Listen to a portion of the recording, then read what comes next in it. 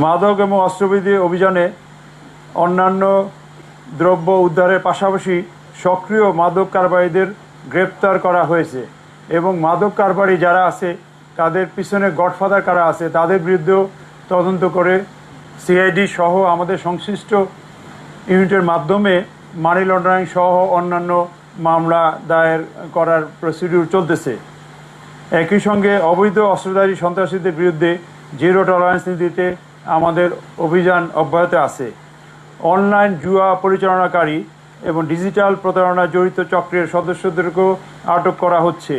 তাদের ব্যবহৃত mobile, server, laptop সহ বিভিন্ন ডিজিটাল ডিভাইস জব্দ করে আইনানুগ ব্যবস্থা নেওয়া হচ্ছে।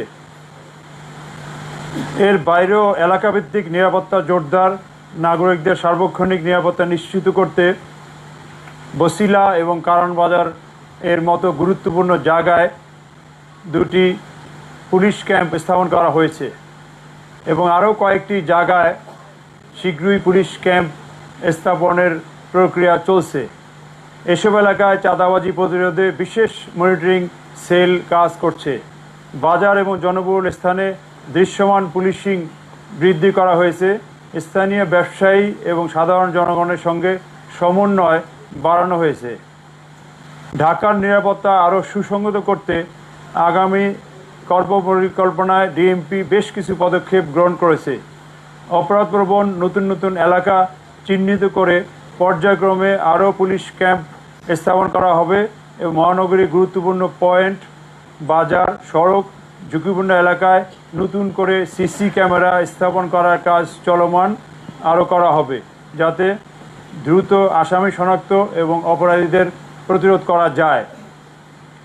এছাড়াও আগামী দিনের পরিকল্পনার অংশ হিসাবে আমরা রাজধানীব্যাপী জোরালো তথ্যভিত্তিক প্রযুক্তি নির্ভর সমন্বিত বিশেষ অভিযান পরিচালনা করব।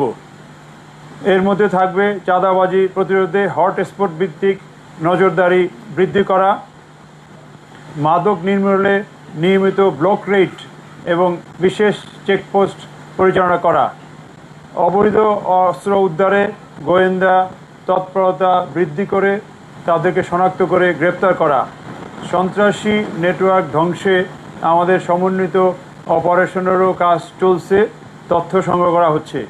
সাইবার প্রতারণা এবং অনলাইন জুয়া দমনে আধুনিক প্রযুক্তির ব্যবহার বৃদ্ধি করা হচ্ছে। অপরাধপ্রবণ এলাকায় কমিউনিটি পুলিশিং এবং জনসম্পৃক্ততা আরও শক্তিশালী করা হইতেছে।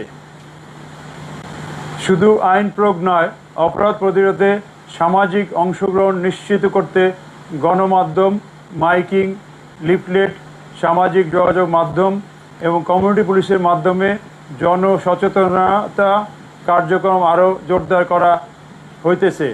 বিট পুলিশিংয়ের মাধ্যমে পুলিশি সেবাকে জনগণের দোরগোড়ায় পৌঁছানো হইতেছে। আগামীতে এ কার্যক্রম আরও জোরদার করা হবে।